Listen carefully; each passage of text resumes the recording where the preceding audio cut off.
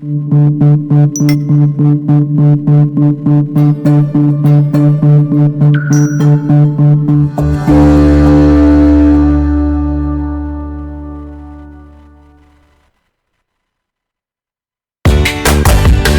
to our podcast, Doing It Right. This podcast reveals authentic stories from successful leaders doing it right. It's about their journey to become a leader, their choices, motivations, and lessons. In essence, how they built successful personal brands. Your host is Valerie Sokolosky, author of 8 leadership books and nationally known as an authority on executive presence and personal branding. Let's get started. Here's Valerie. I have often wondered, as I have been in the passenger seat flying to different business meetings and so forth, I've often wondered what's going on behind the scenes about the air traffic controllers. I've wondered what it's like to be in that position in the tower talking to the pilots. Well, someone here, one of my guests, described that as being the wizard behind the curtain. And so that wizard is the person who has our safety in their hands, guiding the pilot and the planes to make sure that it's safe travel in the air. I just thought it would be fascinating to have 2 air controllers on the show to talk about what the wizard is like behind the curtain. So without any further ado, I want to introduce my 2 guests today. First, Chrissy, I'll talk about you. Welcome, welcome, welcome. And you are young president of the Women in Aviation North Texas chapter. Yes. That's quite a title. It really is, and well-deserved. And you're a licensed private pilot at the age of 17. 17. Did you hear that? At the age of 17, a licensed private pilot, which I'm going to ask her more about because I thought that was fascinating too. And currently FAA air traffic control specialist at the Fort Worth Center, and working on her master's in aviation safety from Embry-Riddle Aeronautical, easy to say, University. And on top of that, she's a great writer. I read her articles that she blogs on, and as an author, I told her this morning, you really are a good writer. Thank you, Valerie. So many talents. Wow. We're going to delve into that. And then I'd like to also welcome Nick Daniels. Thank you for being here. Thank you for the opportunity. It's great to have you as former Marine. Thank you for your service first. Absolutely, my honor. And lots that go with that and how that brought you to what you're doing today, which we'll learn. Right now, air traffic control specialist and currently the president of NATCA, that is Air Traffic Controllers Association at Fort Worth Center, and the vice president of the regional NATCA. So both of you have very prestigious titles and are professionals with such a deep understanding of the aviation industry. I want to start with a quick little video clip that I saw of something that happened in the Dallas-Fort Worth area, and Nick, you were involved in that. So let's watch. And this right here is why their job is so important. A road-turned runway. The pilot forced to land with his wife and young child. He says his family made it out alive thanks to the person on the other end of the line. Jobin Paniker reports. No, I don't think that one works. Memories are made in times together. For the Morrisons, it was an extended weekend in snow-capped Colorado. We went up there and went snow skiing with some other friends. They flew there in a personal plane. This is Riley. She was in the back seat. But this trip was memorable in a way nobody wishes. It was like I reached up and turned the ignition switch off. An hour from landing back in Dallas and seconds after this picture was taken, the engine shuts off at 8,500 feet. And so I heard Mayday, Mayday, Mayday. I was like, okay, all right, so this is serious, okay? Mayday, Mayday, Mayday. Cameron got his license to fly 2 years ago. During this, his demeanor, calm, but admits his mind was in chaos. I'm kind of having a meltdown, but he came back very calm. He's talking about the calming air traffic controller on the other end of the line. We're 590 Papa, Fable, turn 5 degrees right, showing the airport still at 1 o'clock in about 10 miles. So, Nick, you were there. You were a part of that. Tell us what happened. and the good ending? Well, when we go to work as air traffic controllers, we're up for any moment of any day for whatever occurs, and we have to be ready and prepared at all times. On that given day, one of our amazing air traffic controllers at Fort Worth Center, when you're sitting there and you're running your routine traffic, all of a sudden you will hear a call of either Mayday, Mayday, Mayday, or Pan, Pan, Pan, declaring some type of emergency. And we focus, obviously, all of our attention directly to that while still trying to make sure we run a safe and efficient operation for everyone else that's in the sky. Everyone else doesn't go away. The controller on duty that day received that call and knew the pilot was in distress and immediately began searching for nearby airports and eventually where the aircraft had to land on a freeway. We alerted the authorities, ensured that we could get people out there to the rescue in a quick and expeditious manner. And the entire time, you would never know that the controller was handling an emergency. He was calm, he was cool, he was collective. He relied on his training that is extensive, that we go through continuously. But really behind it all, I think any air traffic controller that you would ask, they're going to just tell you, I was just doing my job. That's what I do. That's the work, whether it's saving a family or there was literally yesterday a pilot with smoke in the cockpit that could have ended up in a life and death scenario. And the controllers collectively worked as a team, ensured that aircraft safe landing, everybody walked away, and you pack up and you go home after the day and you come back ready for more. How often does something like this happen, the Mayday calls? They actually happen more routine than people would think. Really? With our general aviation aircraft, especially due to the in the North Texas area, you're dealing with weather scenarios that create very significant pockets of times that they can't see or they can't maneuver or they get trapped. Sure. We're helping them with that, but also a lot of what you would call medical emergencies. People on an actual airplane that are in distress, heart attacks or different elements, and we actually then handle that aircraft separately and give them priority over all the other airplanes. So it can be from anything equipment, mechanical, all the way to personal and just to the passenger on the airplane.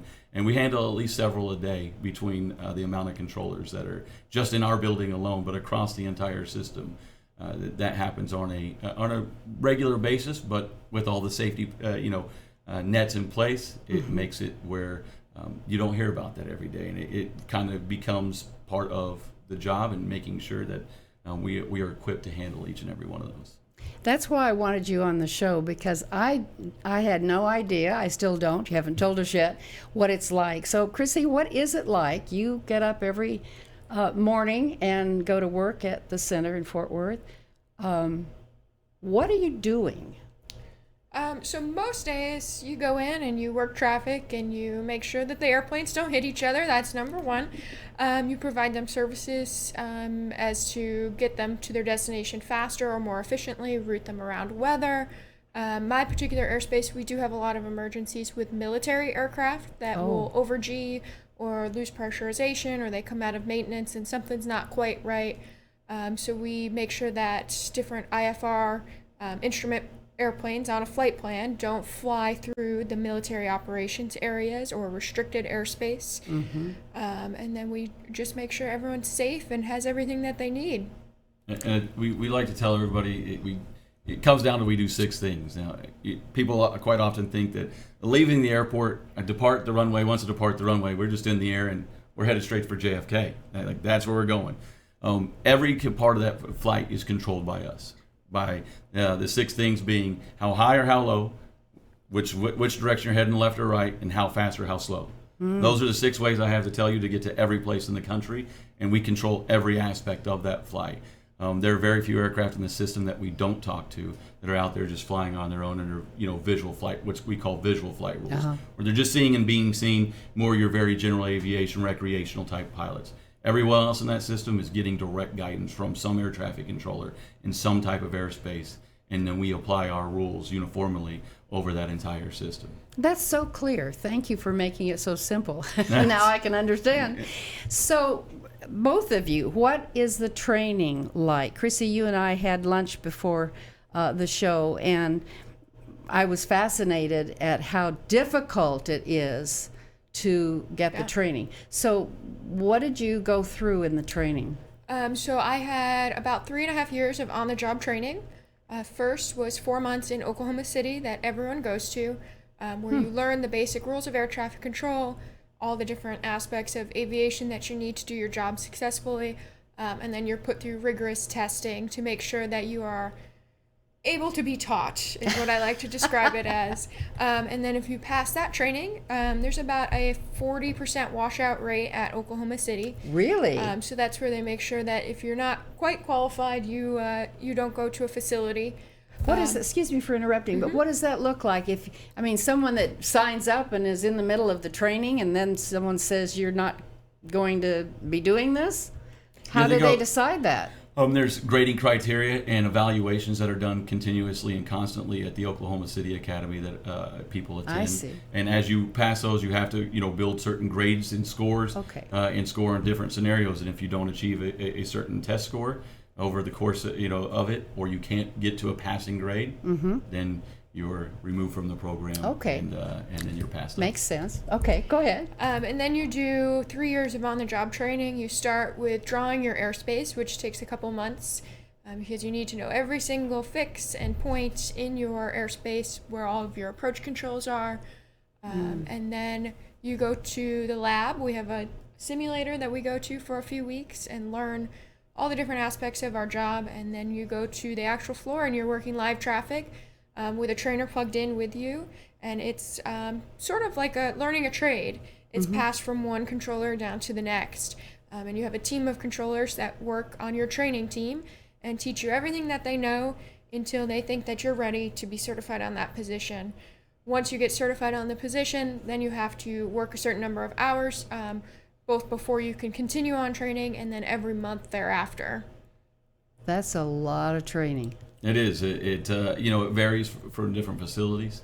Some facilities just are a tower, a standalone tower at some more just general aviation airports. Those can be anywhere from 6 months to a year. You have larger facilities that it'll take in the upwards of 3 years, and that again doesn't talk about all the time that it took to get hired to go through the Oklahoma City Academy. That's just arriving. So we quite often tell congressional representatives when we go speak to them, or in educating just the public on our profession, that you can hire as many people as you want today to help fill in, because we're in a 31-year low in staffing right now for air traffic controllers. Is that right? Yes, but if you hired 5,000 people to fill the 5,000 slots that are needed right now, if that was the number, I still don't get those 5,000 people for approximately 3 years. They're not usable to the point of where Chrissy and I are on a daily basis. As an air traffic controller for that long. Well, that just segues right into something that I found fascinating when you told me, as president of Women in Aviation, that nationally and in our city of Dallas, there is something called Girls in Aviation. Tell us about that. Yes. So I have a passion for aviation. I'm a private pilot. I've been around aviation my whole life, and I really love it, and I want to tell more girls, hey, you can come out, you can become an air traffic controller. These jobs are out there for you. Let me tell you more about it. So we host, it'll be September 21st this year at the Frontiers of Flight Museum. They've graciously let us use their space again this year. And it will be upwards of 3,000 kids coming and learning all about different careers in aviation. Everything from how to become an air traffic controller. We'll have Nick there with NATCA, telling them all the different pathways to become a controller. We'll have people in the maintenance field breaking apart engines and showing them how to put them back together. I think we actually have someone from NASA coming again this year. Really? Yes. And we have keynote speaker Tammy Jo Schultz of Southwest Airlines. If you remember, she was the one that had the engine fly off the airplane. Yes. So she will be coming and talking. She's now a motivational speaker, so she'll be telling the girls all about how they can get into this career, and it is achievable. And the U.S. Air Force is also bringing in 3 aircraft for our static display outside, which we're really excited about. I want to come. Please stop by. That's awesome. How old are the girls? What's the age bracket? So our activities are designed for 8 to 16, but we have everyone from 4 to 18 come. Usually 15 and above come and volunteer, and they seem to get a lot out of the actual volunteering process as well. They get to meet a lot of really cool people. So, and I couldn't do it without my army of volunteers. So if you're volunteering for Girls in Aviation Day, thank you very much. That's a big thank you right there in front of everyone. Chrissy, I read one of your blogs. You write for the online magazine or blog post. What do you want to call that? So I just call myself a freelancer. Whoever wants to hear my story or have me write something, I do. I've written for Air and Space Magazine, Disciples of Flight, and Contrails Magazine are like probably the top three. So Disciples of Flight was really nice because they gave me creative freedom to do whatever I wanted to do. So I did. I was able to write about my story in aviation and how I got involved. That's what I want you to tell them because, first of all, as I said, you're a really good writer. Excuse me, I read that and it was like I was just with you. I mean, I was in your skin as you were talking about from the minute you were 11. Yes. So take us step by step. I think it's fascinating. You do love aviation. I do. So my dad decided to become a pilot when I was about 10 or 11 years old. And it was the first time I had ever seen my dad so engrossed into something. And I was like, hey, whatever he's doing must be really cool. So he went and got his private and commercial and multi-engine ratings. And we would go fly on the weekends. That was just normal. Some people took road trips. We would hop in the plane and go to Martha's Vineyard for lunch. And it was just normal. We did a lot of animal rescue flights where we would pick up dogs from shelters that were overpopulated and help bring them to shelters that had a demand for more dogs. And so it kind of brought like both the airplane and the dogs together for me. And I was like, this is really cool. We should do this more. So when I turned 15, my dad got me flight lessons. And then when I was 16, I actually soloed, which is one of the craziest moments of my life. I can't imagine. Was actually not old enough yet to drive a car by myself. So my mom would bring me to the airport, and then I would take the plane up and solo, like to the next state over, because you have to do a certain number of miles for each flight to get qualified for your private pilot certificate. And then I got my private pilot's license and I was like, hey, those people in the tower seem really cool. I want to know more about that. And that's how I kind of got researching into air traffic control and was able to go to Embry-Riddle and get my bachelor's in air traffic management. What a story. Isn't that interesting at 11 years old? You know, not everyone knows what they want to do, sometimes way into adulthood. And I have to say thank you to my parents. They were very encouraging as to whatever I wanted to do, let's make this happen. Let's make the sacrifices we need to get you your flight lessons and get you up in the air and flying. And I know a lot of parents don't know that these opportunities are out there for both boys and girls. Mm-hmm. So to have encouraging parents that said, you want to do this? Okay, you study, we'll make it happen, was very, very awesome. And here you are today. Well, I feel so much safer knowing the two of you. So I'm curious about you. You were in the Marines. Yes. How did you get into this path? So my story is almost opposite of Chrissy's. And that's the beautiful thing about our profession and our career and the ways you stumble upon it. As I was going through, I was in college. I really had no idea and had no direction. I was a computer science major, and I had no idea what that meant. Going through in 1997. So I decided to. My brother, God love him he went in the Marine Corps, and he came home, and I said, "What happened to him? Like he's a different guy." And it really made me look, and I decided to go into look in the Marine Corps. I took the test and see what I was kind of eligible for, what my scores were. And, Marine Corps doesn't guarantee you a job. They will give you, a group of jobs. And one of the ones was aviation. And I asked my dad, I said, and my dad was a Fort Worth police officer for over 30 years. Oh. And I said, Dad, do you know what an air traffic controller is? And he's like, I think they're sitting up in a tower and talking to people. He goes, I think that would be a good job when you get out. If you end up getting out of the Marine Corps, I said, all right, yeah, I'm going to do that. I had no idea what it was. I really had no idea about aviation. And I went in the Marine Corps, and sure enough, I was selected for air traffic control. Went to, we go through a similar class in the Marine Corps as what the same type of Oklahoma City class is for the FAA. Okay. You go through requirements and training to see if you can pass this initial qualifications, and it lasted approximately 3 months.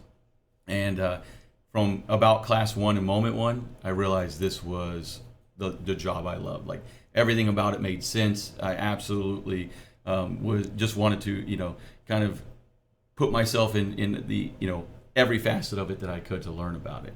So I progressed through there. I was certified in the Marine Corps. You get certified just like an air traffic controller in the FAA. You hold certifications and ratings are held in many of the same requirements that they are there. And I controlled at Camp Pendleton, California Air Station, and went on several deployments, which, air traffic control in the middle of a field in the Marine Corps is slightly different, but you're still utilizing a lot of the same rules. And then when I unfortunately was injured in the Marine Corps, I separated after 5 years of active duty. Never planned on getting out, and luckily applied for the FAA, and I was hired and picked up. So I didn't have to go to the academy at Oklahoma City. I went straight to Addison Tower in Dallas, Texas. So smaller general aviation, very busy general aviation airport, and learned, there, it was starting with, now in this path through the FAA. I worked there for a few years and then put in paperwork and was moved over and transferred to Fort Worth Center, where I've been since 2005, and really just kind of cut my teeth in everything in that facility, because a center environment is much different than a terminal environment. Those are two different environments you can be an air traffic controller in. And they both have, very unique opportunities, very, different ways that you can progress through the system, whether you like to travel a lot or you just want to find a place to stay. And that's really that's ended up how I ended up in the seat I am today. And through my roles with the union is really what have elevated me to be a part of getting to speak on our behalf and do things like supporting Girls in Aviation Day and the Women in Aviation movement. From that to speaking about our profession itself. It's interesting, isn't it, when you go back into any of our backgrounds and how we came to be what we are and how that happened. And sometimes it's like you say, I didn't know, and you said I do know. So isn't that interesting? I want to know if someone is interested in watching this and thinking, well, maybe that's a career I'd like. What kind of a person makes a really good air traffic controller? We're all about the same person. It's a type A personality with a high IQ, and somebody that's willing to work hard and wants to learn. There's so many things about the job. I tell a lot of people, especially I was speaking earlier at the Girls in Aviation Day. I ask all the girls that come up to the table, said, "Do you like telling people what to do?" If you do, this is a job for you, because that's what we do. We tell people what to do, and they have to listen. So if that if that role interests you, and like I said, you learn how to deal with the stresses and the pressures. But it's somebody who loves to make decisions and make them quickly and move on. And that's our job, is to make hundreds of decisions on moments' notices. Make them and continue to evaluate it. And you learn all those things through all the training program that Chrissy was referring to there. And anyone that fits that bill or thinks they fit that bill, there's an opportunity for them to bid on that job. Well, other than going to Women in Girls in Aviation, how would someone look into it? So usajobs.com or the FAA.gov are the two main ways. The FAA.gov, you go on there, and one of the tabs is how to become an air traffic controller. Oh, okay. So you click on how to become an air traffic controller, and they routinely put out different bids. One will be for off the street, no experience at all. No experience required, just some background in work history. That's good. And you can apply that way. So that comes out usually once to twice a year, just depending on what the FAA's hiring goals are at that time. Another method is if you have a previous experience. Maybe you controlled in the military, maybe you controlled in some airports that are called federal contract towers that aren't FAA controlled, but they're done by contracts. If you have 52 weeks of air traffic experience, you can apply that way. They'll put out a bid for that. And the other one is for actual military veteran air traffic controllers. They'll put out a bid for that if you have that. So if you fit any of those three realms, which everybody does in some way, if you have some kind of a work past, we have all those people working in our facility that come from each of those backgrounds today. Plus being intellectually superior and type A and loving to tell people what to do. I think that's hilarious. I tell everybody that if I can do it, I know that they can do it, because I wasn't, I didn't go through school and breeze by it all and everything else like that. It just honestly takes some hard work and a love for the job. And it does sound like, I have to assume that every traffic controller loves what they do, just like you were it just reeks out of you, and that's great. What a neat thing to have a position that you can't wait to get up out of bed and get to do what you do. That's a real blessing. It absolutely is. My husband, so I was thinking about this, he has his private license as well. And he told me there are 3 things that are so memorable to him. And I'm going to ask you what those 3 things are when you went through the air traffic controller. He said, well, the first time you sit in the plane, when you're first instructed, he had no idea that you would be in the left seat from the beginning. That was his first comment. So unexpected. Then he said that first landing, that the perfect landing, and he related it, I thought this was interesting, he related to the sweet spot in golf for those golfers, that time when you know you've done it and you've done it well. And then the solo, when you got to do it. You get there, you just get out there and you just do it. So I'm just curious really quickly, does anything come to mind when you were learning all of this that are those memorable things? Yeah, for me, the first time that I was certified on an R side, so the radar position, I had my trainer plugged in on one side, my supervisor plugged in on the other. I was told I'm getting a skills check. They're going to be checking my skills. And then they gave the thumbs up to each other behind where I couldn't see. I was facing my scope. And they both unplugged at the same time and said, "Congratulations, you're on your own." And so that was the first time I was ever talking to the airplanes, talking to the pilots in the planes by myself. So I would equate that to the first solo. That's cool. That would be a good feeling, wouldn't it? Yes. What about you? I think that's usually the pinnacle moment for everybody. Working in several different facilities, when the very first time that somebody tells you you've pretty much been given the license to do it by yourself, and you can talk to these planes on your own, and you realize this is in my hands. There's no other safety nets, but the great thing is that you know that you have a team and an entire group behind you to support you in any and all occasions, from dealing with that emergency that we watched at the beginning to running your routine traffic, because what's amazing about air traffic controllers is they take the extraordinary and make it look ordinary. And that's truly the beauty behind the job.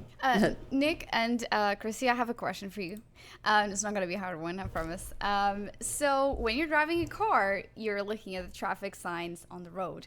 Can you give us a little bit of a kind of like, a hint of what people could, if I would want to start flying a plane, what kind of traffic signs are there out there for people? What are the things that people need to look out for? Well, the main thing is, instead of just left and right and front and back, you add the third dimension. So you add up and down as well, which is a little bit different.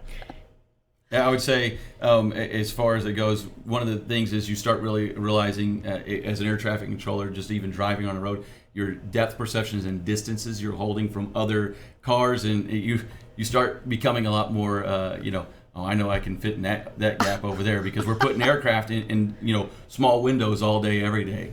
And so that's one of the things that you can start looking for. Are you good at that judging that distance over there? If you're good at judging that distance, or if you can't judge distance at all, you may want to rethink it a little bit. That would definitely be a way to go about it. That's great, Anna. Thanks for that. Well, I always ask my guests to leave us with what I call teachable points of view, meaning those lessons that you've learned that in any industry our listeners can say, those were some good salient points. So what would either of you say might be some lessons learned? I would say if you want to do something, go out and do it. I wouldn't become an air traffic controller unless I decided that that's what I wanted to do, and I went out and went on the path to achieving that. I'd say for me, being a union advocate, an advocate for people, about being a volunteer. And it's a volunteer army that goes out and really embraces everybody and seeing how for the collective can we do better? What can we achieve as a whole? And I guess I'd leave people with the idea of, paying it forward. That's what I think we do well from air traffic controllers, is you learn, you teach, you pass it on. We really look out for each other overall. Air traffic control is the ultimate team sport. It really is. We cannot do it individually, and it has to all be done together. So if you embrace those ideas, you embrace those concepts, it really will, it kind of elevates you and takes you to that next level of being able to work together and lead overall. Mm-hmm. Great points. Works with any industry, any job. Thank you so much. This was so fascinating. I learned so much. Now I'm going to get on the airplane when I go to my next opportunity and sit feeling even more safe. Right, Anna? Yep. I'm now looking and thinking, all right, my perception of flying has completely changed, so I'm really excited to just be on a plane, which I'll actually be very soon. You'll feel good when you're going overseas now in a couple of weeks, right? Back to your country. So this has been fascinating. And one more time, Chrissy, tell us about the Women in Aviation Girls' Day and where they can take a look. You can sign up for Girls in Aviation Day on our website, waintx.org, or find us on Facebook, Women in Aviation North Texas Chapter. And you can even find us on Eventbrite if you can't find us on either of those two places.